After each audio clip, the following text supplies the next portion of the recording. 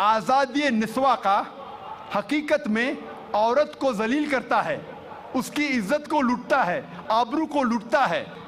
The Western society claiming to uplift the woman has actually degraded her to a status of concubines, mistresses and society butterflies which are hidden behind the colorful screen of art and culture. ये मगरबी तहजीब जब कहती है कि हम औरतों के दर्जे को बुलंद करते हैं, हकीकत में वो औरतों को तवाइफ बनाते हैं, रखेल बनाते हैं, बाजार की जीनत बनाते हैं, आर्ट और कल्चर के रंगीन पर्दे के पीछे। आर्ट और कल्चर के नाम पे वो कहते हैं कि हम औरतों को आज़ादी दे रहे हैं, हकीकत में वो उन्हें जलील करते हैं। और हम देखते हैं वुमेन्स लिबरलाइजेशन के नाम पे ये वेस्टर्नर्स क्या कर रहे हैं। आप देखेंगे अक्सर एडवर्टीजमेंट में आपको औरतें मिलेंगी। जो चीज औरतें इस्तेमाल नहीं करती उसमें भी औरतें मौजूद है। मिसाल के तौर पे आप अगर मोटरसाइकिल की ऐड देखेंगे, कितने खवातीन, कितने औरतें दुनिया में मोटरसाइकिल चलाती है, कितने, फिर भी मोटरसाइकिल की ऐड में आप औरतों को देखेंगे। एक बहुत फेमस ऐड थी, मुझे किसने कहा था, BMW मोटर गाड़ी की। एक गाड़ी है BMW जो नौजवानों में बहुत फेमस है, बहुत मशहूर है। आमतौर पे मर्सिडीज को माना जाता है बहुत अच्छी गाड़ी, लेकिन नौजवानों में BMW, वो और तेज है, उसका पिकअप अच्छा है, तो नौजवान पसंद करते हैं BMW गाड़ी, और तेज और पिकअप, वेरी फास्ट कार। तो मुझे किसने कहा था, एक मशहूर एडवर्टीजमेंट थी BMW की। उस BMW के आगे उस एडवर्टीजमेंट में एक औरत है बिकिनी में, उसके बदन पे बहुत कम लिबास था बिकिनी में, और वो ऐड में लिखा था, वो गाड़ी के आगे खड़ी थी वो औरत बिकिनी में, और एडवर्टीजमेंट में लिखा था टेस्ट ड्राइव हर नाउ, उसे घुमाओ और देखो अभी, किसको, लड़की को या गाड़ी को। ये मगरबी तहजीब उनके माओ को बेचती है, उनके बेटियों को बेचती है, उनके बहनों को बेचती है। हम इसको बिल्कुल गलत कहते हैं। हम नहीं चाहते कि हमारे माँ, हमारे बहन, हमारी बेटियां बाजार की जीनत बने। वो लिबरलाइजेशन के नाम पे, तरक्की के नाम पे अपने खातून, अपने औरतों को बेच रही है। और हम देखते हैं कि जितना भी मीडिया इस्लाम को बदनाम कर रही है, उतना ही इस्लाम फैल रहा है।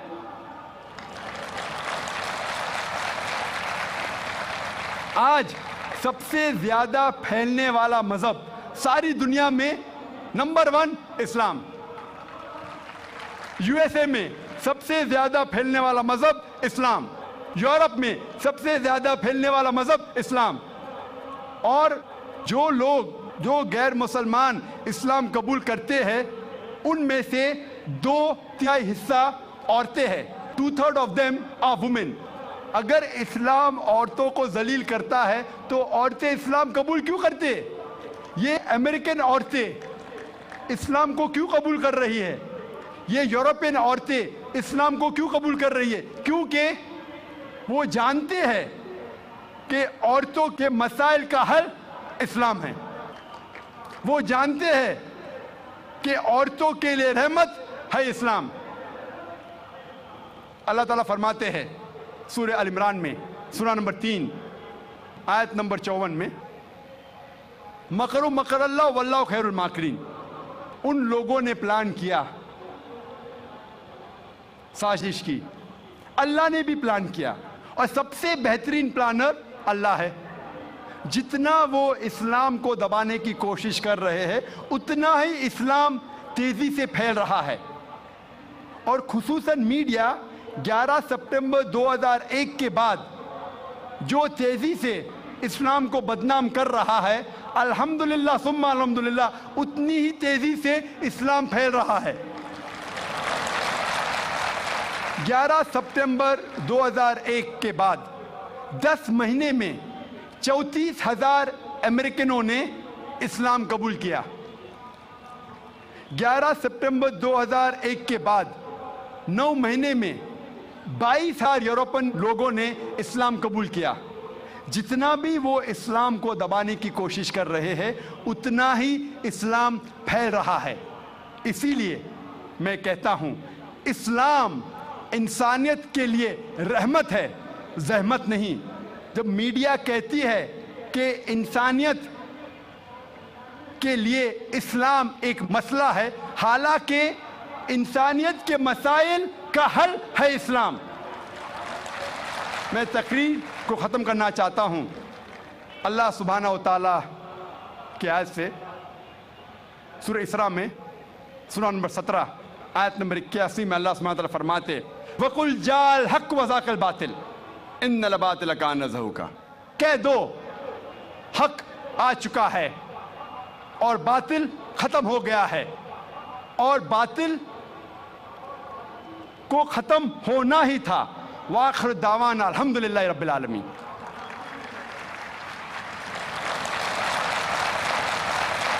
जज़ाकल्लाह डॉक्टर जाकिर नायक। हम आपकी मशहूर कुन तकरीर सुन रहे थे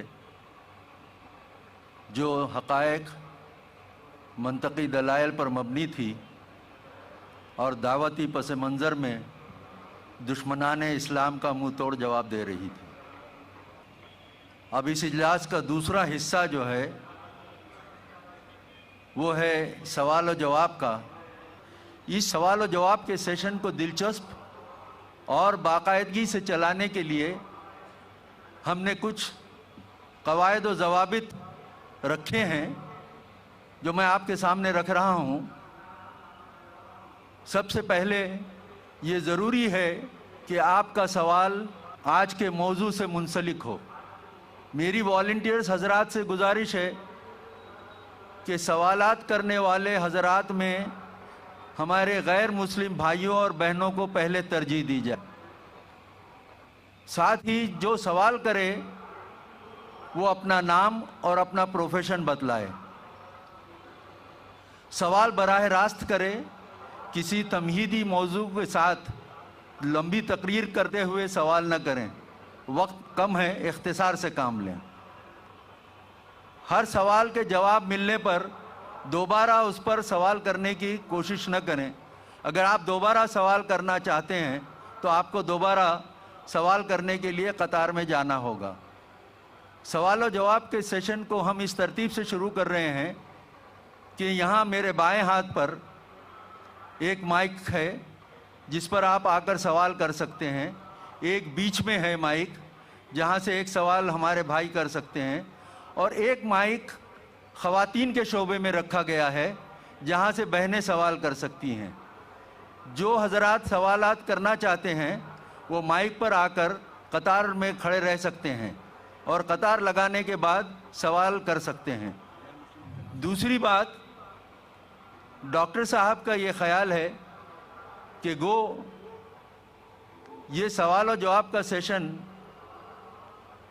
मौजू से मुतल्लिक़ होगा, मगर ये रियायत गैर मुस्लिम भाइयों और बहनों के लिए हैं कि वो इस मौजू से हटकर भी सवाल कर सकते हैं। अब हम शुरू करते हैं सवाल और जवाब का सेशन। पहला सवाल यहाँ से होगा, मेरे बाएं तरफ जो माइक है उस पर, फिर बीच से, और फिर ख़वातीन के शोबे से, और इसी तरतीब से सवाल और जवाब का सेशन चलेगा इंशाअल्लाह। कोई नॉन मुस्लिम भाई हमारे अगर हों तो यहाँ माइक पर तशरीफ़ लाएं और सवाल करें। अस्सलाम वालेकुम जाकिर भाई। आप गैर मुस्लिम हैं? जी मैं रिवर्ट हूँ, इस्लाम रिवर्ट हैं जी, अल्हम्दुलिल्लाह।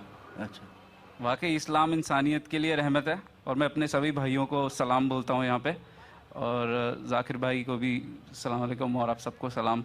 मेरा सवाल है जाकिर भाई, जैसे आपने कहा कि मीडिया इस्लाम को दबा रहा है, बिल्कुल सही बात है। तो आप सारे मुसलमान भाइयों को क्या मैसेज देना चाहते हैं कि हम सब मिलके इसको कैसे कंडीशंस को सॉल्यूशन अच्छा करें? मेरी भी उर्दू थोड़ी कमज़ोर है तो मैं इंग्लिश में बोल रहा हूँ, तो आप क्या मैसेज देना चाहते हैं बाकी सारे मुस्लिम ब्रदर्स को? भाई साहब ने सवाल पूछा है कि जब मीडिया इस्लाम के बारे में गलत फहमी फैला रहा है, इस्लाम को बदनाम कर रहा है, तो हम मुसलमानों को क्या करना चाहिए? जैसे मैं तकरीर में कह रहा था कि हमें घबराना नहीं चाहिए। अक्सर हम घबरा जाते हैं, वी बिकम अपोलोजेटिक। हमें बाजी को पलटना चाहिए, we should turn the tables over. और मीडिया में सही इस्लाम की तालीमात पेश करना चाहिए। अफसोस की बात है कि हम मुसलमान मीडिया से बहुत दूर है। जो भी मीडिया हमारे पास है वो सिर्फ मुसलमान उसे पढ़ते या सुनते हैं। हमें मीडिया के मैदान में आना चाहिए। हम देखेंगे कि मुसलमानों का जो मीडिया है अक्सर हिंदुस्तान में उर्दू मीडिया है।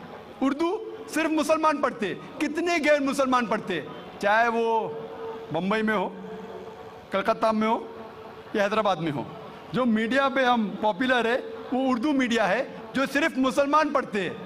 अक्सर चंद स्मॉल परसेंटेज गैर मुसलमान पढ़ते हैं।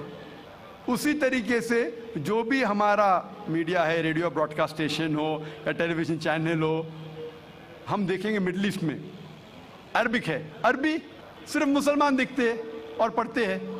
हमारे पास इंटरनेशनल लैंग्वेज के चैनल होना चाहिए, मैगजीन्स होना चाहिए, न्यूज़पेपर होना चाहिए। आज इंटरनेशनल लैंग्वेज है अंग्रेज़ी। कितने अंग्रेज़ी इंटरनेशनल न्यूज़पेपर्स हमारे पास है? एक भी नहीं। जो भी अंग्रेज़ी इंटरनेशनल मीडिया है, न्यूज़ वीक, टाइम मैगजीन, सब गैर मुस्लिम के। हमारे पास एक भी है? कितने रेडियो स्टेशन है? BBC, CNN, international satellite channels, BBC, CNN, Muslims के कितने? हमें इस मीडिया के ज़रिए इस्लाम को फैलाना चाहिए और लोगों की गलतफहमी को दूर करना चाहिए। एक तरीका है तकरीर देके, दूसरा तरीका है newspapers, magazines, radio broadcast stations, television satellite channel. हमारे पास एक भी अंग्रेज़ी इंटरनेशनल सैटेलाइट चैनल नहीं है। हम बहुत छोटे, ये मेरी सोच थी 10 साल पहले। हमारे पास जो फैसिलिटीज़ थी वो बहुत कम थी, लेकिन जो भी अल्लाह ताला ने आपको दिया है उसके साथ बिस्मिल्लाह करो, शुरू करो, अल्लाह सुब्हानहू व तआला आपके रास्ते खोलेगा। 8-9 साल पहले हमने प्रोग्राम्स बनाना शुरू किए अंग्रेज़ी और उर्दू में इंटरनेशनल सैटेलाइट चैनल के लिए। उर्दू में कम तादाद में, अक्सर अंग्रेज़ी में, और इसको फ्री बांटा मुख्तलिफ चैनलों में, मुस्लिम और गैर मुस्लिम चैनलों में भी फ्री। वेरियस सैटेलाइट चैनल्स हर रोज़ हिंदुस्तान में आज ETC पे, ETV पे हर रोज़ आधा घंटा हमारे प्रोग्राम आ रहे हैं, तकरीबन 3, 4, 5, 6 साल से फ्री में। इस तरीके से हमने शुरुआत की। चंद महीने पहले जनवरी में हमने एक चैनल लॉन्च किया, इसका नाम है पीस TV। ये खुसूसन अंग्रेज़ी चैनल है, चंद घंटे उर्दू में भी इसके प्रोग्राम्स आते हैं। ये सैटेलाइट चैनल पीस TV अल्हम्दुलिल्लाह आज की तारीख में सारे ममालिक एशिया में आ रहा है, यूरोप में, ऑस्ट्रेलिया में, अफ्रीका में और मिडल ईस्ट में। चंद महीनों में इंशाअल्लाह अमेरिका भी कवर कर लेंगे और इंशाअल्लाह 1 साल के अंदर सारी दुनिया में इंशाअल्लाह आपको दिखेगा ये चैनल पीस TV।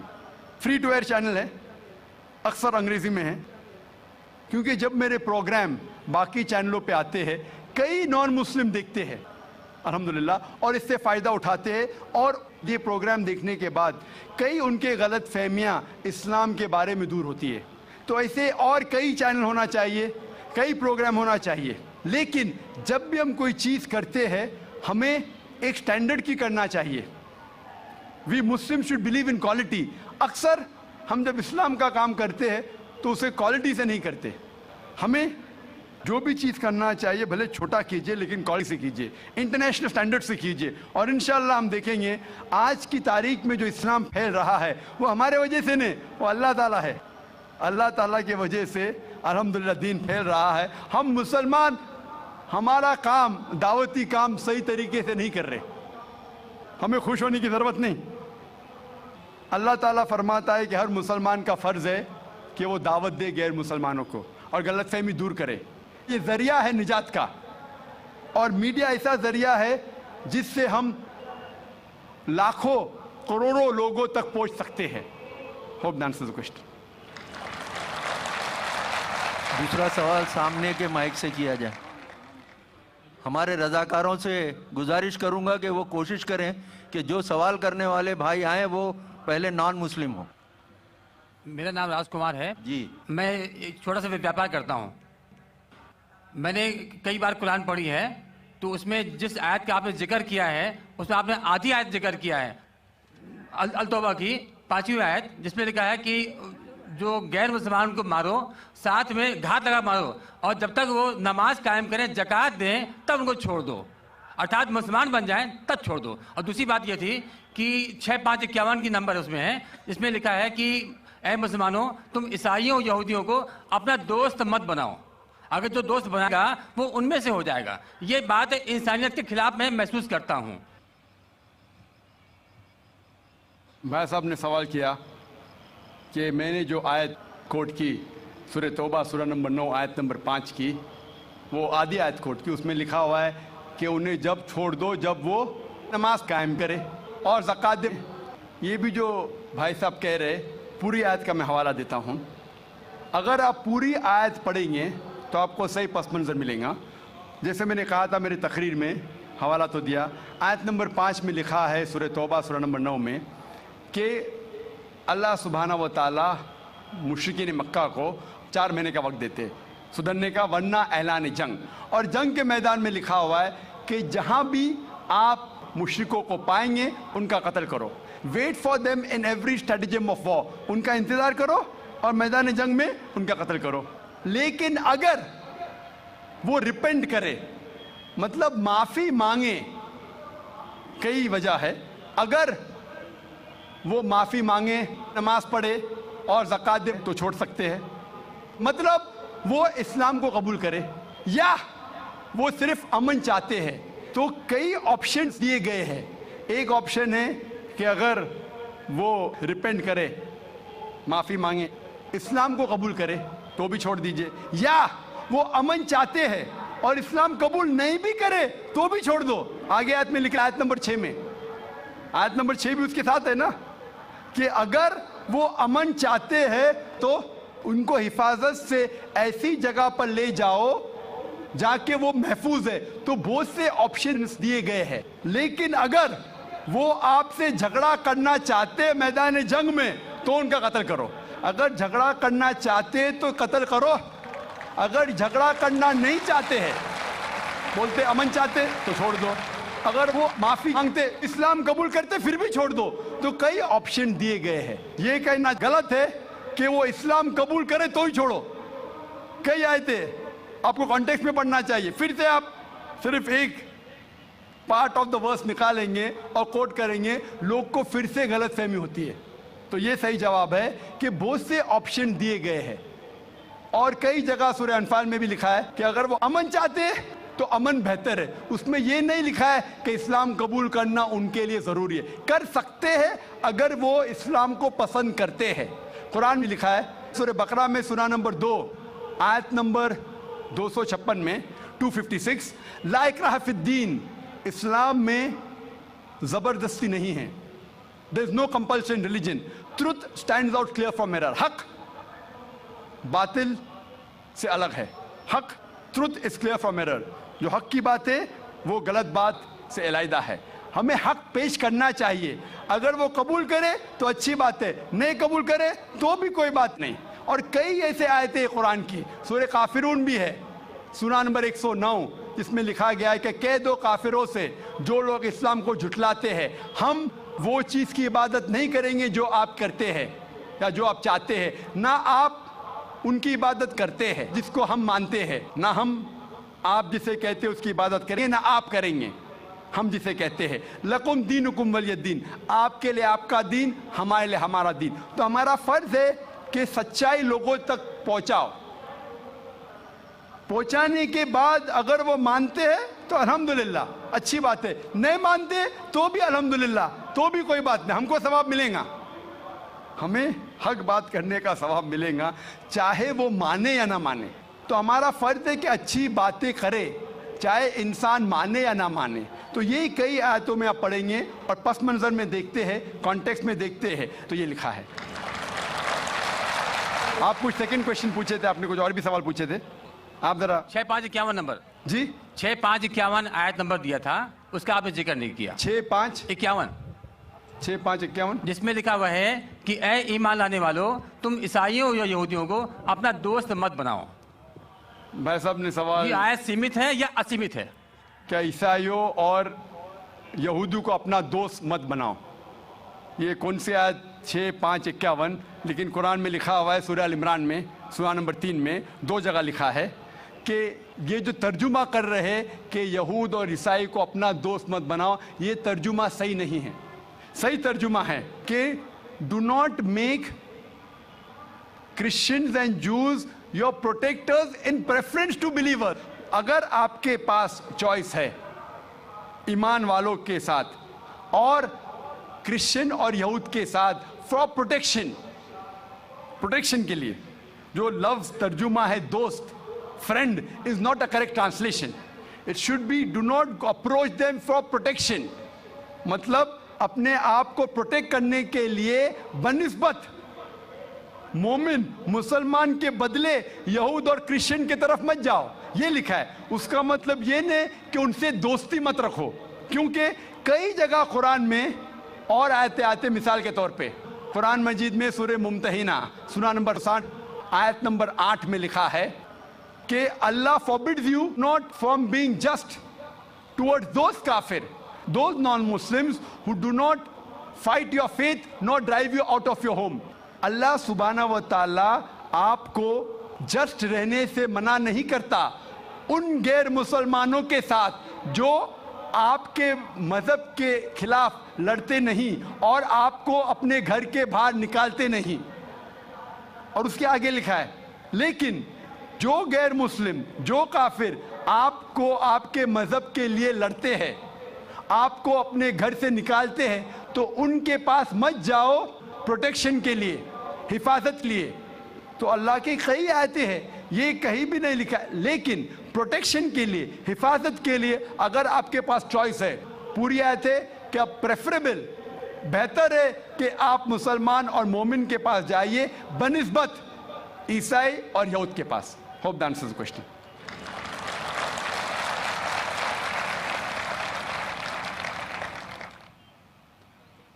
अब हम ख़वातीन के शोबे की तरफ चलते हैं और वहाँ से कोई हमारी नॉन मुस्लिम बहन अगर सवाल करना चाहें तो कर सकती हैं। There's no non-Muslim as of now. हम फिर एक नॉन मुस्लिम भाई की तरफ चलते हैं जो सवाल करना चाहते हैं। मेरा नाम संजय है और प्रोफेशन से मैं इंजीनियर हूँ। मेरा सवाल एक है, ये अपना हिंदुस्तान में जो है, पहले हिंदुज़म आया, बाद में बुद्धिज़्म आया, बाद में जैनिज़्म आया और लास्ट में जाके सिखिज़्म आया। ये सब में कभी भी ऐसा झगड़ा लफड़ा बिपड़ा कुछ भी नहीं हुआ। इधर से जितना भी आया, जैसे जूइश है, बाद में क्रिश्चियंस है, बाद में इस्लाम है, ये तीनों में 1400 साल होने के बाद भी अभी तक क्यों लड़ाई झगड़े हैं? पहला सवाल ये है। दूसरा सवाल, आप जो टेररिस्ट का जो भी कुछ डिफिनेशन दिए वो तो ठीक है, जान दे दो, मगर टेररिस्ट लोग इस्लाम को बदनाम करते, कुछ भी हो आप उसके अगेंस्ट ये जो काम कर रहे हैं ये बहुत अच्छा है। दूसरी बात, ये अभी जो इराक में वो अच्छा काम नहीं किए, कोई भी हो, मुसलमान हो, हिंदू हो, रिलीजियस प्लेसेस को ऐसा नहीं करना चाहिए। जरा बराबर से सवाल। भाई साहब ने 2 सवाल पूछा है। पहला सवाल पूछा है कि हिंदुस्तान में पहले हिंदू धर्म आया, हिंदुइज्म आया, फिर बुद्धिज्म आया, फिर जैनिज्म आया, फिर सिखिज्म आया, लफड़ा झगड़ा नहीं हुआ। लेकिन ये जुडाइज्म, क्रिश्चियनिटी, इस्लाम में हमेशा झगड़ा है। क्यों? आप शायद अपने मजहब के बारे में नहीं जानते। आपने महाभारत पढ़ी? महाभारत पढ़ी आपने? पूरी महाभारत में झगड़ा ही झगड़ा है।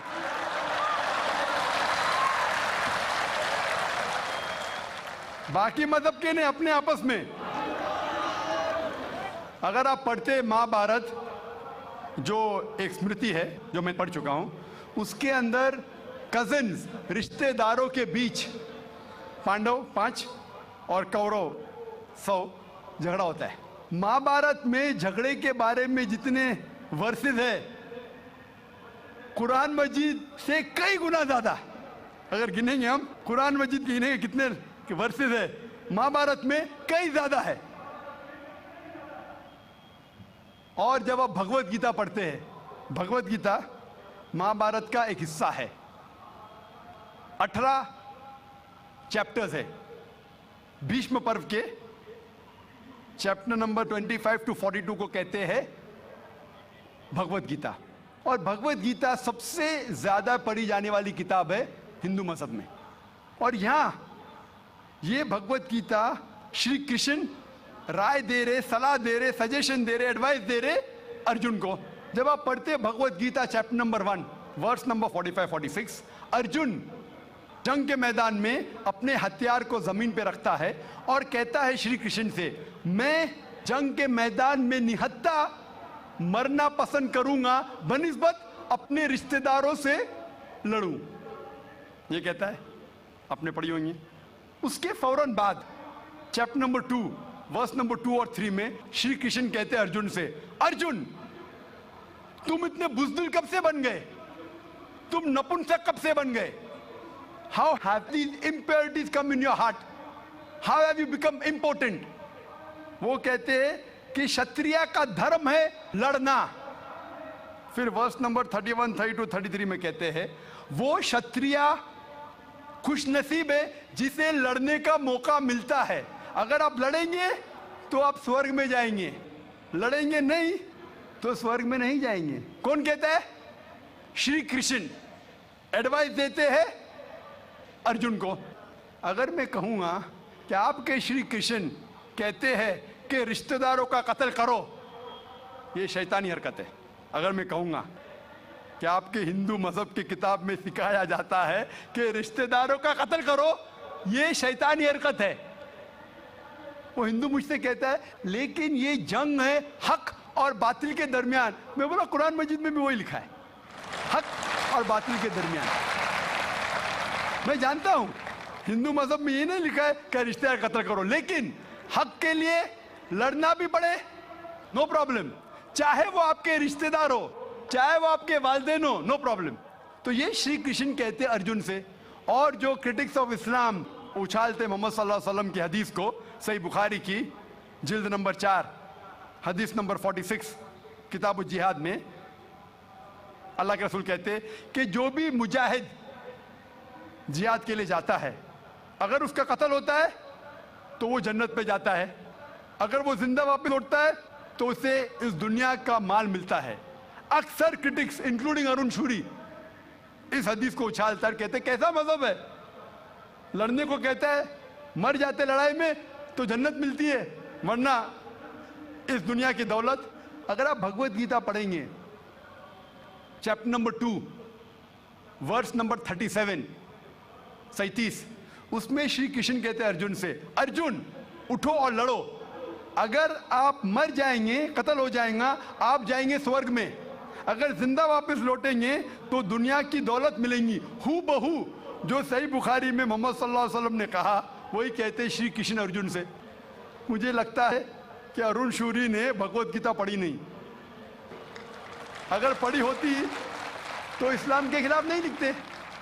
तो आपको सही जानने के लिए दोनों किताबों का मुताला करना पड़ेगा। आप कह रहे हिंदुइज्म आया, बुद्धिज्म आया, अशोका क्या किया? लाखों लोगों को मारा। आप बोलते कत्ल हुआ ही नहीं, आप शायद भूल गए, आपने हिंदुस्तान की तारीख पढ़ी ही नहीं। तो हिंदुस्तान की तारीख आप पढ़ेंगे, यहाँ भी कई लाखों लोगों का कत्ल हुआ है। ना ही सिर्फ महाभारत के अंदर लिखा है, आप देखेंगे अशोका फिर वो दुनिया को त्याग करता है और फिर वो संत साधु बन जाता है, लेकिन पहले तो कत्ल किया कि नहीं। तो आप देखेंगे हिस्ट्री में यहाँ भी कत्ल हुआ, जुडाइज्म में भी है, क्रिश्चियनिटी में भी है, इस्लाम में भी है। जहाँ भी आप देखते कुछ जगह जो झगड़ा हुआ, लड़ाई हुई, वो हक और बातिल के दरमियान, सही है। और कई जगह आप देखेंगे मासूम लोगों का कत्ल किया गया। आप जानते हैं in the history of the world, in the name of religion, मजहब के नाम पे जो सबसे ज्यादा कत्ल किए वो क्रूसेडर्स ने, ईसाईयत के नाम पे लाखों लोगों को कत्ल किया, ईसाईयत के नाम पे। अगर आप देखेंगे एक शख्स जिसने सबसे ज्यादा कत्ल किया दुनिया में कौन है? सबसे ज्यादा कत्ल किसी किया है दुनिया में? हिटलर। हिटलर जूस का कत्ल किया, 6 मिलियन, कितने 60 लाख लोगों का कत्ल किया। मैं ये नहीं कह सकता हूं कि ईसाईयत गलत है। अगर हिटलर ने 60 लाख यहूदी का कत्ल किया, मैं ये नहीं कह सकता हूं कि ईसाईयत और बाइबल ये सिखलाती है। मैं बाइबल पढ़ा हूं, क्योंकि हिटलर ने 60 लाख यहूद का कत्ल किया, हम ईसाईयत को दोष नहीं दे सकते। लेकिन मैं जानता हूं कि ईसाईयत के नाम पे जो होली वॉर कहा जाता है, क्रूसेडर्स ने हजारों लोग को अपने सिर्फ मजहब को कन्वर्ट करने के लिए लाखों लोग का कत्ल किया। तो आप देखेंगे कई तारीख है, हिंदुस्तान में है, हिंदुस्तान के बाहर भी है, हिंदुइज्म में भी है, बुद्धिज्म में भी है, आप देखेंगे क्रिश्चियनिटी में भी है, इस्लाम में भी है। लेकिन जब टकराव होता है हक और बातिल का, तो हक के लिए बातिल के खिलाफ हमें लड़ना ज़रूरी है। तो ये आपकी गलतफहमी है। आपका दूसरा सवाल, क्या टेररिस्ट लोग ने, कुछ टेररिस्ट लोग ने इस्लाम को बदनाम किया है और आपने कहा कि हम अच्छा काम कर रहे हैं, हक को फैला रहे, अमन को फैला रहे। आप कहते हैं, कुछ हद तक सही कहते, जैसे मैंने कहा कि जो मीडिया जिसे टेररिस्ट कहती है, वो टेररिस्ट कौन से टेररिस्ट है वो हमें जानना ज़रूरी है। कौन से टाइप के टेररिस्ट है, कि वो जो लोग जो गलत काम कर रहे हैं उनके दिल में दहशत पैदा करे तो सही किस्म के टेररिस्ट है। जैसे भगत सिंह टेररिस्ट था लेकिन अच्छा था, उस तरीके से अगर कोई मुसलमान गलत लोगों के साथ लड़ रहे हैं हक के लिए तो सही है। लेकिन मैं ये भी जानता हूं कि there are black sheep in a community. कुछ मुसलमान सिर्फ नाम के लिए, और अक्सर लोग समझते, ना ही गैर मुस्लिम, मुसलमान भी समझते हैं, वो जिहाद क्या समझते हैं, अगर कोई भी मुस्लिम किसी वजह से लड़ रहा है, चाहे वो जाती फायदे के लिए हो, चाहे वो नाम के लिए हो, चाहे पैसा के लिए हो, चाहे जमीन के लिए, उसे कहते हैं जिहाद। ये गलत फहमी है। जिहाद के माने ये नहीं कि कोई भी मुसलमान कोई भी जो जंग करता है, चाहे जाती फायदे के लिए हो, चाहे नाम के लिए हो, पैसे के लिए हो, जमीन के लिए हो, उसे जिहाद नहीं कहते। जिहाद आता है लफ्ज जहादा से, means to strive, to struggle. जिहाद इस्लामिक टर्मिनोलॉजी में to fight against one's own evil inclination, हमारी खुद की गलत नफ्स से झगड़ना, जिहाद करना, उसे कहते हैं सही जिहाद। माशरे को सुधारना को कहा गया जिहाद। जंग के मैदान में सेल्फ डिफेंस में लड़ना, उसे कहा गया जिहाद। तो मीडिया इसे गलत फैला रही है। अगर आप जानना चाहते हैं कि सही में टेररिस्ट कौन है जो सही तौर पे मासूम लोग के दिल में दहशत पैदा कर रहा है, नंबर 1 टेररिस्ट आज की तारीख में, पुरानी बात छोड़ दीजिए, आज के तारीख में मासूम लोगों के दिल में दहशत पैदा कर रहा है, मेरे हिसाब से नंबर 1 टेररिस्ट है जॉर्ज बुश। आप जानते हैं कि सबसे ताकतवर मुल्क यूएसए, सबसे कमजोर मुल्क अफगानिस्तान पे बॉम्ब फेंक रहा है। ये क्या मर्दानगी है क्या? ये तो मर्दानगी कहते, बॉम्ब फेंक रहा है ऊपर से। और हम देखते हैं किसके लिए इल्ज़ाम लगाते बिन लादेन पे। मैं बिन लादेन का दोस्त नहीं हूँ, मैं ये नहीं कहता हूँ बिन लादेन अच्छा है कि बुरा है। ओसामा बिन लादेन को मैं मिला नहीं हूँ, मैं जानता भी नहीं हूँ, तो ये मैं नहीं कहता हूँ कि ओसामा बिन लादेन टेररिस्ट है क्या नहीं। लेकिन अगर मान भी लो, जितने प्रूफ है सब गलत है। अफगानिस्तान बोलती है यूएसए से, आप हमको प्रूफ दो, वो प्रूफ देते मुशर्रफ को, टोनी ब्लेयर को। प्रूफ मांग रहे अफगान लोग, दे रहे मुशर्रफ को, टोनी ब्लेयर को। ये किधर का इंसाफ है? क्योंकि उनके पास प्रूफ है ही नहीं। अगर मान भी लो बहस के तौर पे, फॉर सेक ऑफ आर्ग्यूमेंट, अगर एक शख्स ने ऐसा गलत काम किया, आप एक शख्स के लिए क्या सारे देश के ऊपर बम डाल सकते? 1000 लोग का कत्ल कर रहे, क्या हक है उनको?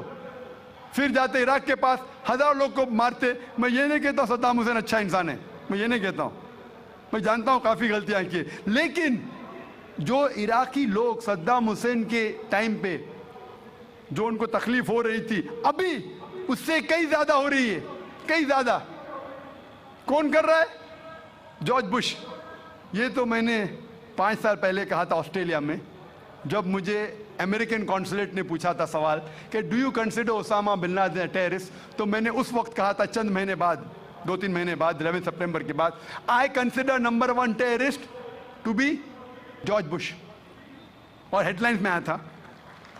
आज तो कई लोग कहते हैं कि जॉर्ज बुश टेररिस्ट नंबर 1 है। अमेरिका में भी जब एक सर्वे हुआ था, एक प्राइवेट ऑर्गेनाइजेशन ने सर्वे की थी यूएसए में, जानने के लिए 3 नाम दिए उनने, कौन सबसे बड़ा टेररिस्ट है, Osama bin Laden, Saddam Hussein या जॉर्ज बुश।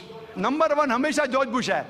गैर मुस्लिम भी कहते हैं सबसे नंबर 1 टेररिस्ट है जॉर्ज बुश।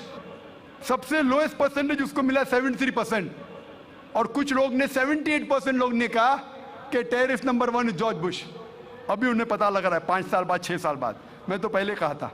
तो आप मुझसे पूछेंगे कि ये मीडिया ऐसे लोग को लेके उछाल रही है और मीडिया बदनाम कर रही, जो हालात हो रही है, कोई भी मजहबी, चाहे टेम्पल हो, चाहे चर्च हो, चाहे मस्जिद हो, कुरान में लिखा है उसको डिस्ट्रॉय नहीं करना चाहिए। कोई भी, कुरान की आयत है, do not destroy temples, churches, places of worship, गलत है। तो कुरान में भी लिखा है। तो कोई भी शख्स ये करता है, टेम्पल या मस्जिद या मोनेस्ट्रीज या सिनेगॉग्स को तोड़ता है, तो ये इंसानियत के खिलाफ है और कुरान मजीद के खिलाफ भी है। Hope that answers the question.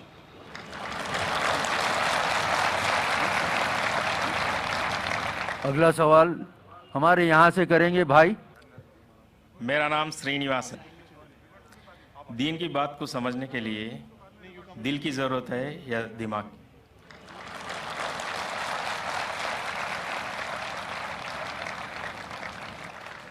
भाई साहब ने अच्छा सवाल पूछा है कि दीन को समझने के लिए दिल की ज़रूरत है क्या दिमाग की? दोनों की ज़रूरत है, दिल की भी और दिमाग की भी। दोनों का कनेक्शन है। दिल की भी ज़रूरत है, दिमाग की भी ज़रूरत है। अगर सिर्फ दिल की बात मानने को कहे और कोई इलॉजिकल बात कही जा रही है, बोले दिल से मैं मानता हूं 2 + 2 3 है, 2 + 2 5 है। आपको और कुछ इजाफा करने का सवाल में? जी हाँ, बोलिए। मैं आपका प्रोग्राम सुनता हूँ। रब्बी स्रोली सदरी वयस्सिर अमरी वाहलुल उक़दतम मिन लिसानी यफ़क़हू क़ौली। तो सेंटर क्या है? भाई साहब गैर मुस्लिम है और मेरे प्रोग्राम भी देखते हैं और पूछ रहे हैं कि जब मैं हर तकरीर को शुरू करता हूँ तो अल्लाह ताला से दुआ मांगता हूँ, रब्बि इश्रह ली सदरी वयस्सिर अमरी वाहलुल उक़दतम मिन लिसानी यफ़क़हू क़ौली, जिसके मानी है रब्बि इश्रह ली सदरी, या अल्लाह सुब्हानहू व तआला, या मेरे रब, मेरे सदर, मेरे सेंटर को बुलंद करो। रब्बि इश्रह ली सदरी वयस्सिर ली अमरी, और मेरे काम को आसान करो। और जो बैरियर है, रब्बि इश्रह ली सदरी वयस्सिर ली अमरी वाहलुल उक़दतम मिन लिसानी यफ़क़हू क़ौली, और जो बैरियर है, जो बीच में रुकावट है मेरे और ऑडियंस के बीच में, उसको ख़त्म करो ताकि लोग मुझे समझ सके। ये जो सदर का लफ्ज़ है, इसके अंदर सदर का लफ्ज़ होता है, एक मानी है सीना, ब्रेस्ट, एक्सपैंड बाय ब्रेस्ट। सदर के मानी सेंटर भी है।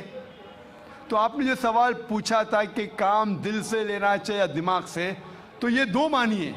सदर में है दिल, चेस्ट के अंदर दिल, और ये सेंटर में है दिमाग। तो मैं अल्लाह ताला को दोनों को बुलंद करने के लिए कह रहा हूँ, मेरे दिल को भी और मेरे दिमाग को भी, even my centre, my intelligence as well as my heart. और कई जगह आप देखते हैं जब लैंग्वेज डेवलप होती है, अल्लाह ताला फरमाते हैं कुरान मजीद में, सूरह बकरा में सूरह नंबर 2 आयत नंबर 7 और 8 में, ख़तमल्लाह क़ुलूबिहिम, कि अल्लाह सुब्हानहू व तआला ने कल्ब, हार्ट पे मोहर लगाई है। कल्ब, his put a seal on the heart. तो लोग पूछते हैं कि कोई दिल से सोचता है? सोचना तो दिमाग से। तो कल्ब की 2 मानी है, एक मानी है दिल, एक मानी है इंटेलिजेंस, सेंटर, इंटेलिजेंस। और जब भी ज़बान हम देखते तरक्की करती है तो कई अल्फाज इस्तेमाल में आते हैं। मिसाल के तौर पे अंग्रेज़ी ज़बान में हम कहते हैं लूनेटिक। लूनेटिक मीन्स पागल इंसान को कहते हैं, लेकिन सही मानी लूनेटिक क्या है? स्ट्रक बाय अ मून, जो चांद के ज़रिए जो स्ट्रक होता है, चांद ने उसके ऊपर असर किया होता है, उसे कहते हैं लूनेटिक। बट अंग्रेजी में लूनेटिक कहते हैं पागल इंसान को। मैं डॉक्टर हूँ, लूनेटिक मतलब पागल इंसान, लेकिन सही मानिए तर्जुमा है स्ट्रक बाय मून। हम जानते हैं चांद को पागलपन से कोई लेना देना नहीं है। हम लफ्ज़ इस्तेमाल करते हैं डिज़ास्टर। डिज़ास्टर मतलब कोई खौफनाक चीज़, कोई चीज़, गलत काम जो होता है, डिजास्टर लाइक फ्लड जाता है, सुनामी, अर्थक्वेक। लेकिन डिजास्टर की सही मानिए इविल स्टार, इविल सितारा। हम जानते हैं सितारों का कोई लेना देना नहीं है अर्थक्वेक से या बाढ़ से, लेकिन फिर भी this is development of a language. हम कहते हैं सनराइज, सनराइज मतलब सूरज उगता है, निकलता है। हम साइंस में जानते हैं सूरज ना राइज होता है ना सेट होता है, फिर भी हम सनराइज और सनसेट कहते हैं। ये डेवलपमेंट ऑफ द लैंग्वेज। हम जानते हैं सूरज वहाँ है, ये हमारी जो धरती है, जमीन है, वो सूरज के गोल घूम रही है, सूरज धरती के गोल नहीं घूमता, फिर भी हम कहते हैं सनराइज सनसेट।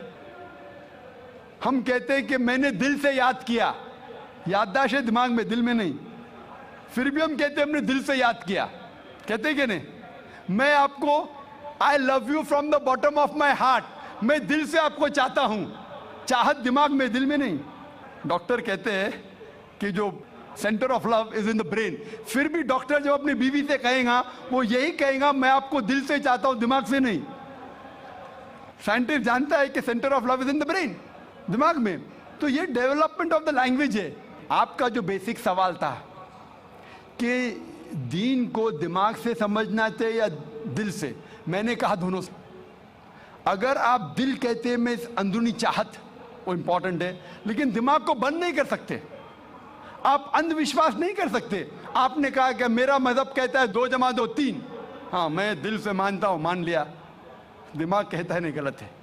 तो दिल से भी काम लेना चाहिए, दिमाग से भी काम लेना चाहिए। इसीलिए कुरान मजीद में कई जगह लिखा है कि ये एक पैगाम है समझदार लोगों के लिए जो दिमाग से सोचते हैं, और साथ साथ दिल वालों के लिए भी है, दोनों के लिए।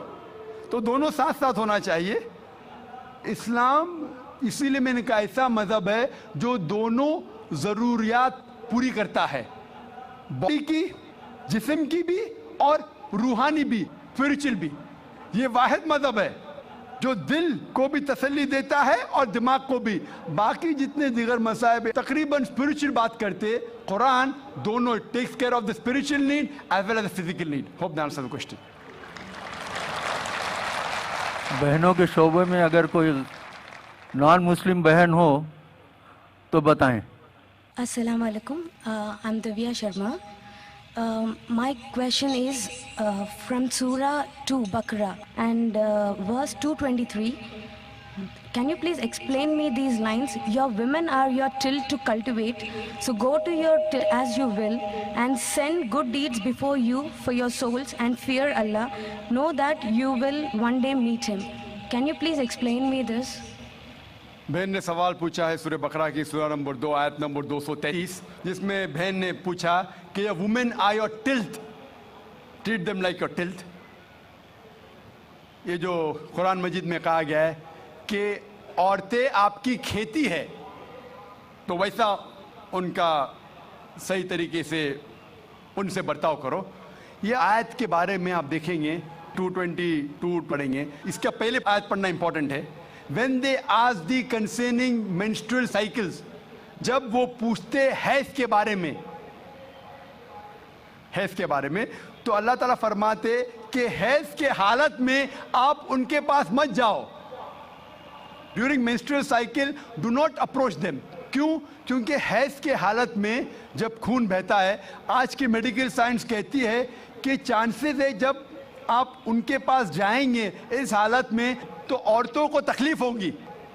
उसके अलावा बीमारी फैलने के हाई चांसेस है खून के जरिए, इसीलिए उनके पास मत जाइए, वरना औरतें आपकी खेती है, आप जब चाहे जा सकते हैं, मतलब वो आपकी है, आपके लिए। और कुरान में आप पढ़ेंगे उसके पहले सूरह बकरा में सूरह नंबर 2 आयत नंबर 187 में कहा गया है हुन्ना लिबासुल लकुम व अंतुम लिबासुल लहुन्ना। आप उनके लिबास है, वो आपकी लिबास है। मतलब आपकी बीवियां आपके लिबास है और आप अपनी बीवियों के लिबास है। लिबास का मतलब गारमेंट्स। मेन मकसद है लिबास का कवर करना, प्रोटेक्ट करना, छुपाना, ब्यूटीफाई करना, ये काम है मियाँ बीवी का। तो ये आयत में जो कहा गया है menstrual cycle don't approach them and they are your tilth, treat them as you can. और इसके और कई मानी हैं जो medically we can prove. A land, जब हल चलाते हैं तो हल चलाने के लिए आपको पता है कि बैल के पीछे एक सख्त चीज होती है, लकड़ी. उस तरीके से आप, there are various different meaning, that be careful. जो जमीन रहती है, it is very soft, the soil is soft. संभाल के आप ट्रीट कीजिए, संभाल के उनके पास अप्रोच कीजिए. तो कई माने हैं, कई तफसीर है, ताकि आप औरतों को ख्याल रखें और उनके साथ अच्छे तौर तरीके से पेश आइए. Hope that answers the question. सवाल इस माइक से किया जाए.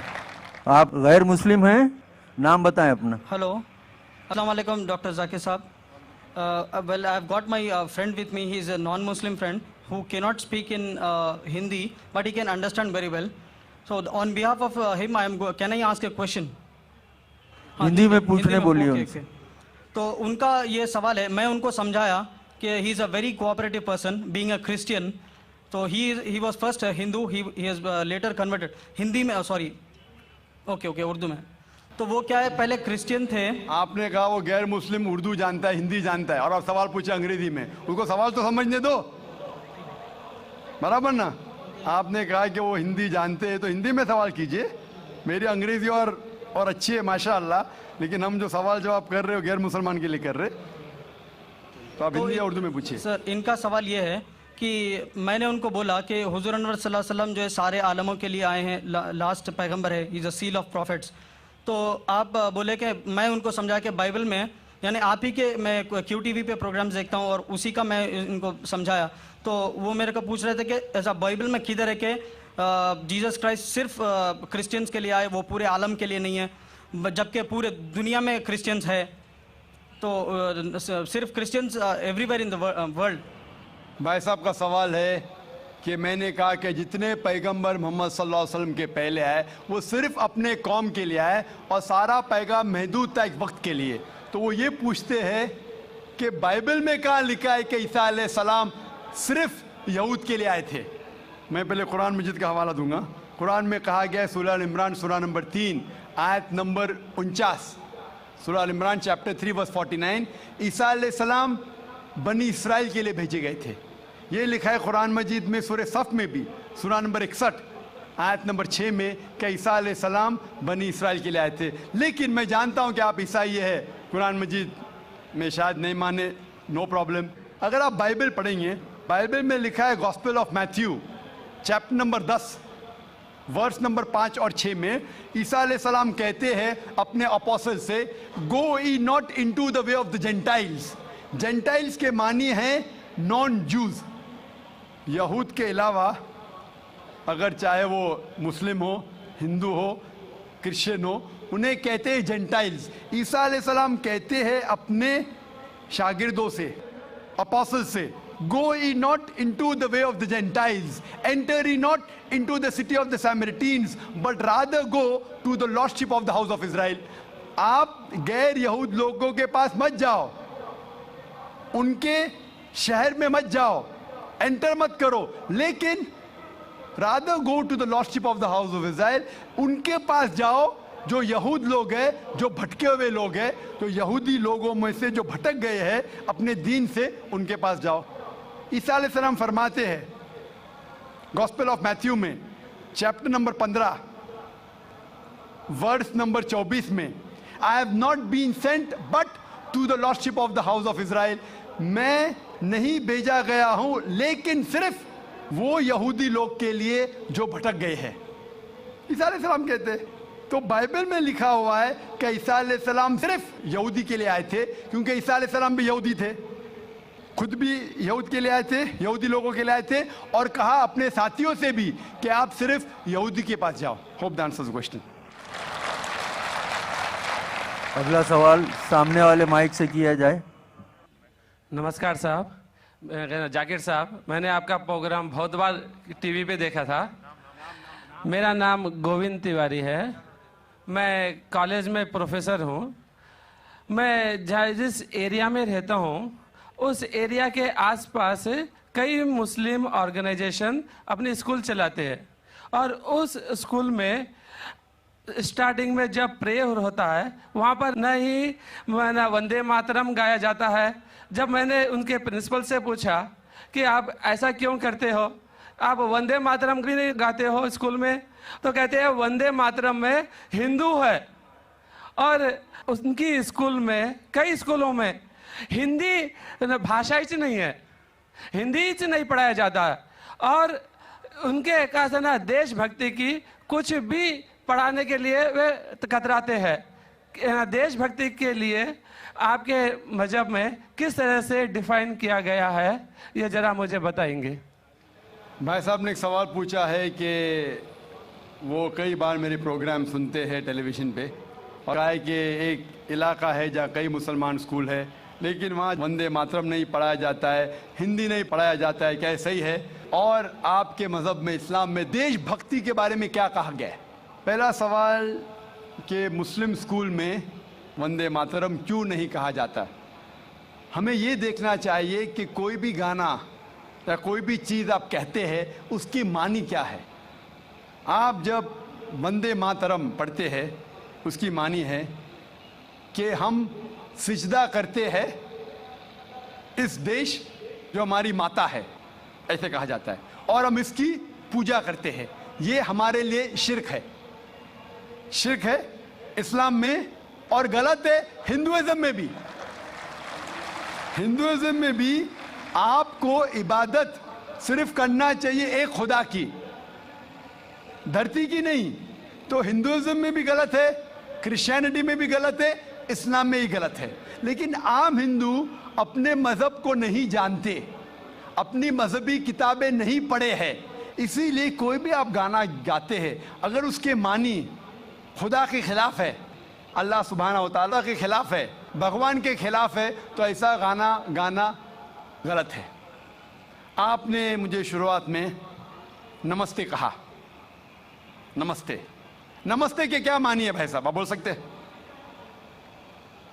नहीं पता क्या मानी है? माइक्रोफोन ऑन कीजिए जरा भाई साहब का।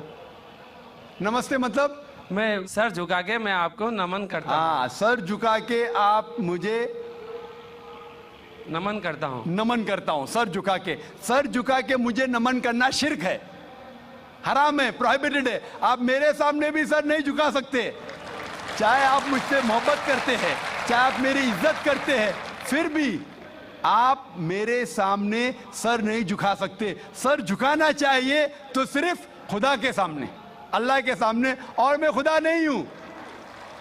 आप जानते, आप मेरी इज्जत कर सकते हैं, मेरी बात जो मैं कहता हूं उसके ऊपर अमल कर सकते हैं, लेकिन आप मेरे सामने सर नहीं झुका सकते। इसीलिए मैं जवाब में आपको कहूंगा अस्सलाम वालेकुम, आप पे सलामती हो, आप पे सलामती हो। आप समझे ना, मैं आपके सामने झुक नहीं सकता हूं। ये सिर झुकेगा तो सिर्फ अल्लाह के सामने, सिर्फ खुदा के सामने। तो आपने बड़प्पन में मुझे कहा, लेकिन अगर गलत चीज कहा तो मैं वापस से जवाब नहीं दे सकता हूं, क्योंकि मैं जानता हूं जो लोग नहीं जानते वो ऐसे हरकत कर सकते हैं। मिसाल के तौर पे 1 महीना पहले मैं जब बॉम्बे एयरपोर्ट पे था तो एक औरत, हिंदू खातून, मुझे पूछी कि आप डॉक्टर जाकिर नाइक है? आयु डॉक्टर जाकिर नाइक? मैंने कहा जी। ओ, मैं आपका रोज प्रोग्राम देखती हूँ, मैं दुबई से 25 साल के बाद बम्बई में आ रही हूँ, 25 साल के बाद हिंदुस्तान में आ रही हूँ। उसके सिर पे टीका था, हिंदू औरत थी, बोलती मैं आपके प्रोग्राम देखती हूँ और बहुत अल्हम्दुलिल्लाह तारीफ करने लगी। सारी तारीफ अल्लाह की है, मैं कुछ भी नहीं हूँ। और फिर कहने लगी कि मैं तुम्हारे पैर छूना चाहती हूँ। मैंने कहा कि ये गलत है, शिर्क है। तो बोले क्यों? वही जवाब मैंने दिया, आप जो भी कहो मैं आपकी बात मानूंगी। तो मैंने कहा आप कुरान मजीद पढ़िए, कुरान मजीद पढ़िए और इसके ऊपर अमल कीजिए। और मैंने तकरीर दी है similarities between Islam and Hinduism, इस्लाम और हिंदुइज्म में यकसानियत, और साबित किया है कि हिंदुइज्म में भी लिखा है कि आप सिर्फ एक ईश्वर की इबादत करना चाहिए, जितने ऋषि आने वाले उनमें मानना चाहिए, और मोहम्मद सल्लल्लाहु अलैहि वसल्लम में भी। तो आपको अगर कुरान और वेदा पे अमल करना चाहिए जो यकसा है, आपको एक खुदा में मानना पड़ेगा और आखिरी पैगंबर मोहम्मद सल्लल्लाहु अलैहि वसल्लम पर। आपका और एक सवाल था, कि हिंदी क्यों नहीं पढ़ाई जाती है, हिंदी मुस्लिम स्कूल में क्यों नहीं पढ़ाई जाती है। कुछ स्कूल में हो सकता है, लेकिन मेरे हिसाब से अक्सर स्कूल में हिंदुस्तान में हिंदी पढ़ाई जाती। जो स्कूल मैंने कायम किया हूं, इस्लामिक इंटरनेशनल स्कूल, उसमें भी हिंदी पढ़ाई जाती है।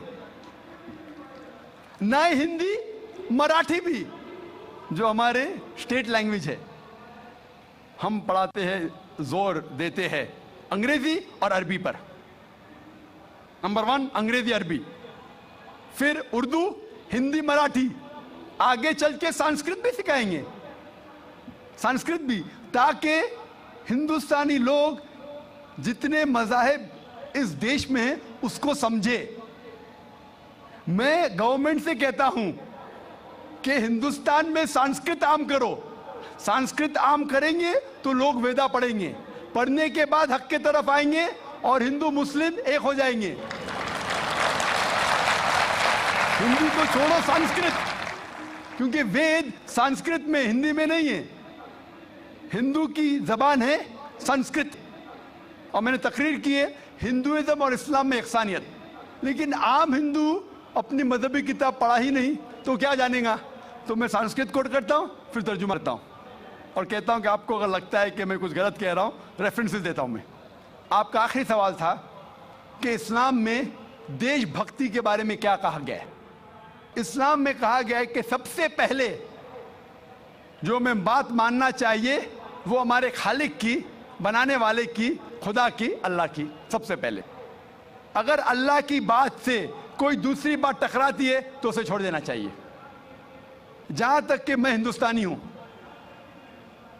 और मैं गर्व से कहता हूं कि मैं फंडामेंटलिस्ट मुस्लिम हूं, I am a good practice Indian. Fundamentalist, बुनियाद परस्त मुस्लिम भी हूं और अच्छा हिंदुस्तानी भी हूं। मैं हिंदुस्तान के कॉन्स्टिट्यूशन को जानता हूं। हिंदुस्तान के कॉन्स्टिट्यूशन में एक भी चीज फर्ज नहीं है जो इस्लाम में हराम है, और ऐसी कोई भी चीज नहीं है जो हमें मजबूर करती है जो इस्लाम में हराम है। और हिंदुस्तान के कॉन्स्टिट्यूशन में, इंडियन कॉन्स्टिट्यूशन में ऐसी कोई भी हराम चीज नहीं जो इस्लाम में फर्ज है और इंडियन कॉन्स्टिट्यूशन में हराम है। तो मैं दोनों को साथ में लेके चलता हूं। लेकिन अगर टकराव होगा, मेरे हिसाब से I can be a very good Muslim and a good Indian. मैं अच्छा मुसलमान भी हूं और अच्छा हिंदुस्तानी भी हूं। लेकिन अगर आगे चल के, अभी तो कोई टकराव नहीं है, लेकिन अगर आप ऐसे देश में हैं जो देश का कानून अपने खालिक के कानून से टकराता है, तो खालिक का कानून ऊंचा है, खालिक का कानून ऊंचा है, खुदा का कानून ऊंचा है, अल्लाह का कानून ऊंचा है, फिर आता है देश। देश ने हमें, ठीक है, ये देश में हम जीते हैं, देश हमारे लिए फैसिलिटीज देता है, लेकिन हमें जान किसने दी? देश ने या खालिक ने? खुदा ने दी। ये हवा जो है, ये हवा के बिना 5 मिनट भी आप जिंदा नहीं रह पाएंगे। कितना? 5 मिनट भी नहीं जिंदा रह पाएंगे। किसने दी? देश ने या अल्लाह ने? खुदा ने। देश ने भी हमारे लिए अच्छे काम किए। मैं देश के खिलाफ नहीं हूं, मैं भी देशभक्त हूं। देशभक्त के मानी क्या? अगर आप बोलते देशभक्त मतलब देश की इबादत करना, तो मैं देशभक्त नहीं हूं। अगर देश की तरक्की चाहता हूं, हाँ मैं हूं देशभक्त। तो देशभक्त की मानी क्या इंपॉर्टेंट है। अगर देशभक्त मतलब देश की इबादत करना, तो ये गलत है। इबादत सिर्फ मैं खालिक की करता हूं, अल्लाह की करता हूं, खुदा की करता हूं। लेकिन देश की भलाई चाहता हूं। अगर वो देश कोई कानून लागू कर रहा है, वो शरीयत के अंदर है, खुदा के कानून के दायरे के अंदर है, तो मैं उनके साथ हूं। कई चीजें इस्लाम में मुबाह है, ऑप्शनल है, और अगर देश उसे कहता है कि करो, तो मैं करूंगा।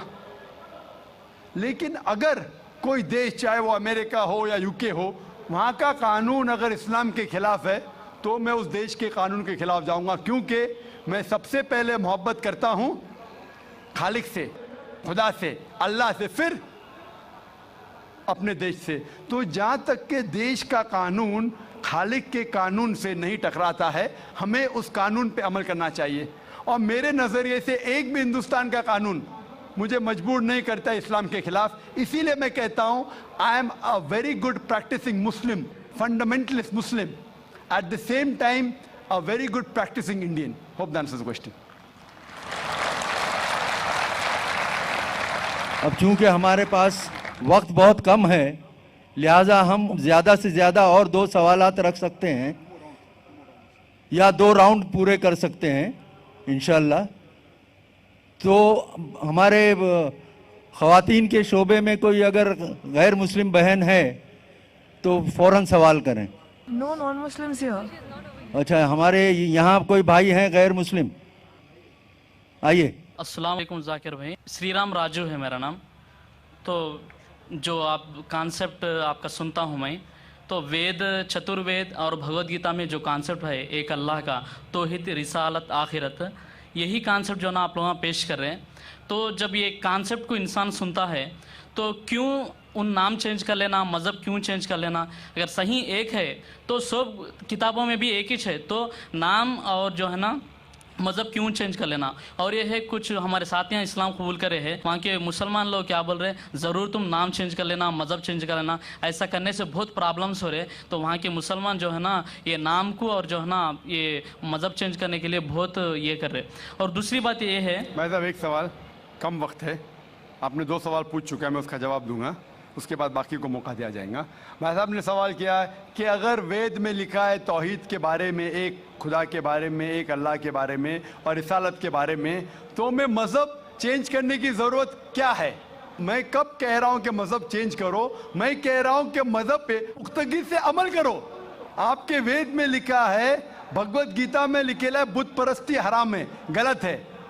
भगवत Gita chapter number 7, chapter number 7, भाग नंबर 7, श्लोक नंबर 20 में लिखा है कि all those whose intelligence has been stolen by material desires they worship demigods. जो कोई इंसान जो पैसे के पीछे, मटीरियलिस्टिक थिंग के पीछे भागता है, वो गलत खुदा की इबादत करता है, बुत परस्ती करता है, आइडल वर्शिप करता है। तो बुत परस्ती के खिलाफ कई श्लोक है आपके वेद में, भगवत गीता में। तो मैं कब कह रहा हूं कि मजहब बदलो? मैं कहता हूं कि हिंदुइज्म पे पुख्तगी से अमल करो और बुत परस्ती खत्म करो। उसके आगे लिखा है आपके वेद में कि कई ऋषि आएंगे, अंतिम ऋषि आएंगे, और लिखा है कि अंतिम ऋषि का जो भी कहना है उसे मानो।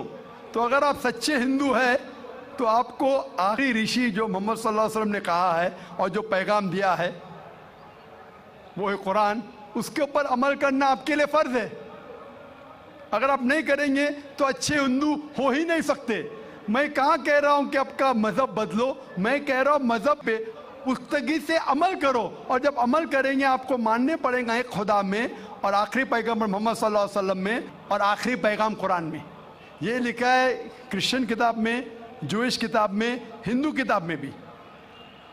आपने कहा नाम बदलना ज़रूरी है, नाम बदलना ज़रूरी नहीं है। नाम से कोई मुसलमान नहीं बन जाता। मोहम्मद, जाकिर, सुल्तान, अब्दुल्ला अमल से बनता है, अमल से। अगर आप अपनी सारी रज़ा अल्लाह, खुदा के हवाले करते हैं, उसे कहते हैं मुस्लिम। आप अपना नाम बदलने से जाकिर, अब्दुल्ला, सुल्तान, शाकिर से मुस्लिम नहीं बन जाते। मुस्लिम बनते हैं आपकी सारी रज़ा अल्लाह के हवाले करना, फिर आप मुस्लिम बनते हैं। हिंदू के मानी क्या? Hindu is a geographical definition, geographical Ellaquai एतबार से डेफिनेशन है। जो कोई इंसान, जो कोई शख्स इंडस वैली के इर्द गिर्द रहता है, in the land of Indus valley, जो इंसान सिंधु नदी के आसपास रहता है, उसे कहते हैं हिंदू। ये लफ्ज़ हिंदू सबसे पहले इस्तेमाल किया गया था अरबों ने जब इस देश में आए। तो हिंदू लफ्ज़ सबसे पहले इस्तेमाल किया था अरबों ने। तो ज्योग्राफिकली जो भी शख्स इस देश में रहता है उसे हिंदू कहते। तो ज्योग्राफिकली मैं हिंदू हूँ, मजहबी एतबार से नहीं, ज्योग्राफिकली, इलाके एतबार से। अगर आप कहते हैं कि हिंदू मतलब बुद्ध की पूजा करना, तो मैं हिंदू नहीं हूँ। लेकिन इलाके एतबार से मैं इंडियन हूँ, इलाके एतबार से मैं हिंदू हूँ, और खुदा को मानने के एतबार से मैं मुस्लिम हूँ, क्योंकि मैं सारी रज़ा अल्लाह के हवाले करता हूँ। और इस्लाम में भी नाम बदलना फ़र्ज नहीं है। नाम बदलना फ़र्ज़ नहीं, अगर वो नाम शिरकाना है जिसमें शिरक की बू आ रही है तो बदलना फ़र्ज़ है, वरना नाम बदलना फ़र्ज़ नहीं। आप अपना पुराना नाम भी रख सकते। अमली तौर पे आप अल्लाह की बात मानो तो आप अच्छे मुसलमान बनेंगे। Hope that answers the question. अगला सवाल हमारे गैर मुस्लिम भाई हैं तो सामने से करें। मेरा नाम टी रमेश है, मैं यूनाइटेड एयरफोर्स कोरियर में काम कर रहा हूँ। मेरा सवाल ये है कि थोड़े दिन पेपर में और मीडिया में देखा है ऐसा, जो स्पोर्ट्सर है वो कहते हैं कि तो कपड़े के लिए रिस्ट्रिक्शंस रखे से उनको रिस्ट्रिक्शंस करे, ऐसा खेलना नहीं, तो वही पिक्चरों में तो बहुत दिन से ऐसा करे, उसके लिए क्या है? और एक सवाल है मेरा, मैं आपका क्यू टीवी देखता हूँ और वो रीजनल लैंग्वेज में ट्रांसलेट कर ले तो बहुत अच्छा रहता है। भाई साहब ने 2 सवाल पूछा है। दूसरा सवाल था कि मेरे क्यू टीवी के तकरीर है रीजनल लैंग्वेज में ट्रांसलेट करे तो अच्छा है। मेरे तरफ से कोई भी मानियत नहीं है, कोई रिस्ट्रिक्शन नहीं, जो भी चाहे कर सकता है, नो कॉपीराइट। लेकिन मैं आपकी ज़बान नहीं जानता हूँ, आपके हैदराबादी लोग करना चाहिए, कोई रिस्ट्रिक्शन नहीं, नो कॉपीराइट, इंशाअल्लाह सवाब मिलेगा। जहाँ तक कि पहला सवाल था कि इस्लाम में मीडिया में कुछ महीने पहले स्पोर्ट्स के बारे में रिस्ट्रिक्शन आया था, कपड़े पहनने के बारे में, तो आपकी राय क्या है? आपका जो सवाल है वो सानिया मिर्ज़ा के बारे में है ना? सानिया मिर्ज़ा के बारे में ना, तो डायरेक्ट पूछिए ना, मुझे पता है कि हैदराबाद से ताल्लुक़ रखती हो। और ये सानिया मिर्ज़ा के इशू के बारे में कई महीनों तक इंडियन मीडिया फिर फॉरेन मीडिया से उछाली और ये एक talk of the town front page के ऊपर आ चुका था कि इस्लाम सानिया मिर्ज़ा के ख़िलाफ़ है, मौलाना लोग ने उसके ख़िलाफ़ बात किए वगैरह वगैरह। मैंने काफ़ी रिपोर्टें पढ़ी, लेकिन मेरी राय ये है कि ऐसे जब सवालात उठते हैं तो हमें हिकमत से काम लेना चाहिए, हिकमत से। मैं ये नहीं कहता हूँ कि जो मौलाना ने फतवा दिए या कई लोग ने जो कहे, अक्सर मौलाना ने सही फतवा दिए अक्सर, लेकिन काफ़ी पॉलिटिशियन बीच में आ गए हो सब। मैं मुख्तसर से आपको उसका बयान दूंगा। लोग कह रहे थे कि इस्लाम रिस्ट्रिक्ट्स इंटरनेशनल स्पोर्ट्स, कि इस्लाम स्पोर्ट्स की तरक्की के ख़िलाफ़ है, और सानिया मिर्ज़ा से मीडिया पूछ रही थी कि इस्लाम हराम कहता है तो क्यों आप ऐसे कपड़े पहन रहे वगैरह वगैरह। मैं ये पूछना चाहता हूँ कि सानिया मिर्ज़ा लॉन टेनिस में नंबर 31 थी, अभी 34 हो गए, वापस से लगभग करीब है, 31-34 नंबर पे है। आप सबसे number 1 top seed Serena Williams से क्यों नहीं पूछते, क्यों नहीं उससे पूछते कि उसका मजहब उसे इजाज़त देता है ऐसे कपड़े पहनने की? आप मौलाना से क्यों पूछते कि इस्लाम में जायज़ है क्या नहीं? आप जाके प्रीस्ट से क्यों नहीं पूछते? आप जाके पोप से क्यों नहीं पूछते क्या सेरेना विलियम्स जो नंबर 1 है ऐसे कपड़े पहनना क्रिश्चियनिटी अलाउ करती है क्या नहीं? पोप मेरे नज़रिए से बिल्कुल कहेगा हराम है।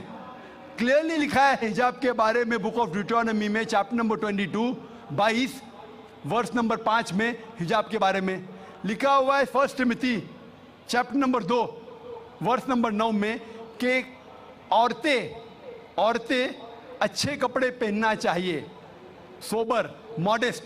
The woman should wear modest clothes with shamefacedness with sobriety, should not have braided hair of gold not way pearls. मतलब भड़कीले कपड़े नहीं पहनना चाहिए, सोने नहीं पहनना चाहिए और अच्छे से पेश आना चाहिए, इज्जत के साथ। और क्रिश्चियनिटी में भी ऐसे कपड़े पहनना हराम है। अगर आप प्रीस्ट से पूछेंगे, कोई भी प्रीस्ट कहेगा। इसीलिए आप देखते हैं कि नन लोग मुस्लिमा जैसे लिबास पहने, इस्लाम के लिबास पहने, पूरा जिस्म ढका हुआ है, सिर्फ चेहरा और हाथ कलाई तक दिखता है। तो आप जब कहते हैं कि जो लोग मजहबी है, जो औरतें मजहबी है, उन्हें ऐसे कपड़ा पहनना चाहिए, हमारे हिसाब से हर औरत, हर मुस्लिम खातून मजहबी होना चाहिए और उसे अच्छे कपड़े पहनना चाहिए। मीडिया क्या करती है? उछालती है। और अफसोस की बात, हमारे कई मुसलमान पॉलिटिशियन वो कहने लगे कि ये मौलाना है ना, ये सिर्फ मजहबी तक रहना चाहिए, स्पोर्ट्स में नहीं आना चाहिए, स्पोर्ट्स के बारे में नहीं कहना चाहिए। मैं ये मुस्लिम पॉलिटिशियन से कहता हूं कि वो अपने पॉलिटिक्स तक महदूद रहो, इस्लाम के दायरे में मत आओ। वो कहता है कि मौलाना जो है ना, ये हमारे स्पोर्ट्स वुमेन को तरक्की करने से रोकते हैं। मैं उनसे पूछता हूं, और कई हमारे गैर मुस्लिम पॉलिटिशियंस कहने लगे कि जो भी कोई सानिया मिर्जा के खिलाफ है वो देश के खिलाफ है, हमारे हिंदू पॉलिटिशियंस।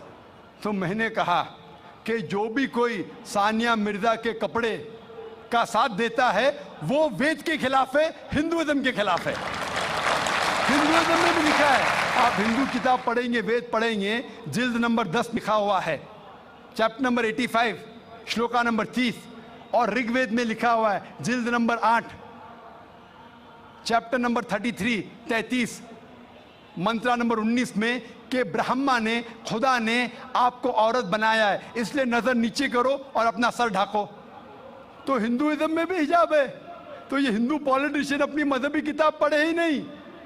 वो जो कहते हैं कि सानिया मिर्जा के लिबास के खिलाफ है वो देश के खिलाफ है, मैंने कहा जो सानिया मिर्जा के लिबास के साथ है वो हिंदू मजहब के खिलाफ है। और मैं कहता हूं ये पॉलिटिशियन से, चाहे हिंदू या मुस्लिम हो, कि इंटरनेशनल स्पोर्ट्स को तरक्की से रोकना नहीं चाहिए। हम जानते हैं कि पहले लॉन टेनिस में, बैडमिंटन में हम देखेंगे खवातीन पूरे कपड़े पहनती थी, पूरी ढकी हुई थी। जैसे टाइम गुजरता जा रहा है, कपड़े कम होते जा रहे। तो पहले तो लोग खिलते थे, मुस्लिम और गैर मुस्लिम खवातीन भी, अभी क्यों जरूरी आ गई? मान लो मैं कहता हूं अगर कल बीच वॉलीबॉल इंटरनेशनल स्पोर्ट्स हो जाएगा जिसमें औरतों को बिकिनी पहन के खेलना होता है, तो क्या आप अपनी बेटी को भेजेंगे बीच वॉलीबॉल खेलने के लिए? कौन सा हिंदुस्तानी पॉलिटिशियन अपनी बेटी को बीच वॉलीबॉल खेलने के लिए भेजेगा? बीच वॉलीबॉल जानते हैं आप? बीच वॉलीबॉल अगर कल वो इंटरनेशनल स्पोर्ट्स बन गया तो क्या भेजेंगे अपनी बेटी को बीच वॉलीबॉल खेलने के लिए? और मैं जानता हूं कि कपड़े पहनने से कुछ परफॉर्मेंस में तब्दीली हो सकती है, 1%, आधा फीसद, 5% हो सकती है। लेकिन अगर खाली कपड़े पहनने से कुछ फर्क आता है, आधा फीसद, 1%, हम जानते हैं कि स्विमिंग के लिए कम कपड़े पहना जाता है तो क्या स्विमिंग और अच्छे से हो सके? अगर आप अक्ल लड़ाएंगे तो कपड़े नहीं पहनेंगे, सबसे अच्छी स्विमिंग होगी, तो क्या बिना कपड़े स्विमिंग करेंगे? आप बोलेंगे नहीं ये मेरी, आपका महदूद, मेरी मॉडेस्टी है इतना पहनना, बिकिनी पहनना, आपकी मॉडेस्टी। हमारी मॉडेस्टी है कि सतर ढका हुआ होना चाहिए। आपका लेवल ये है, हमारा लेवल वो है। लेकिन अगर आप सचमुच हिकमत जानते तो कपड़े मत पहनो ना, क्यों कपड़े पहनते? आप देखेंगे कहाँ होता है, ऐसा नहीं होता है। तो इसीलिए हमें मीडिया की बाजी उल्टी करना चाहिए। जब मुझे पूछा गया था कि सानिया मिर्जा ऐसे कपड़े पहनती है, क्या सही करती है, तो मैंने कहा आप सानिया मिर्जा को फिलहाल आप ये देखिए कि कई मुसलमान क्रिकेटर्स चाहे वो हिंदुस्तान के लिए खेल रहे या चाहे पाकिस्तान के लिए खेल रहे, नमाज के वक्त नमाज भी नहीं पढ़ते, जुम्मा नमाज भी नहीं पढ़ते।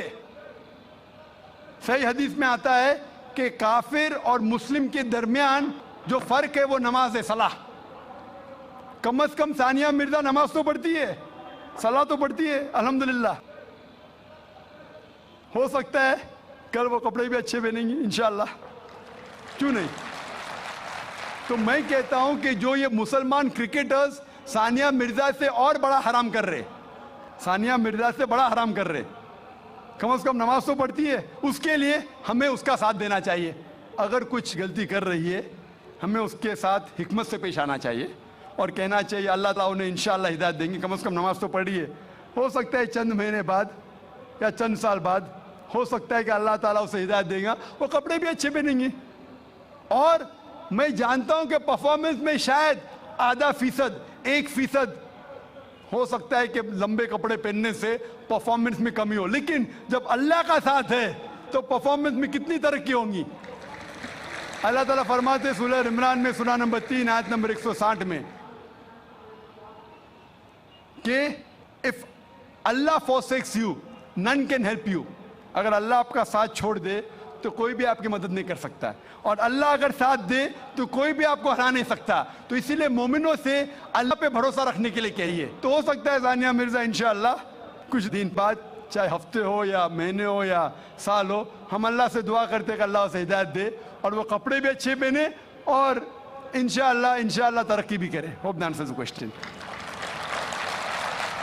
जैसा कि मैं आपसे कह रहा था कि वक्त की किल्लत है और सवाल करने वाले ज़्यादा, मगर कानून का एहतराम ज़रूरी है, लिहाजा हम आज की इस नशिस्त को ख़त्म करते हैं।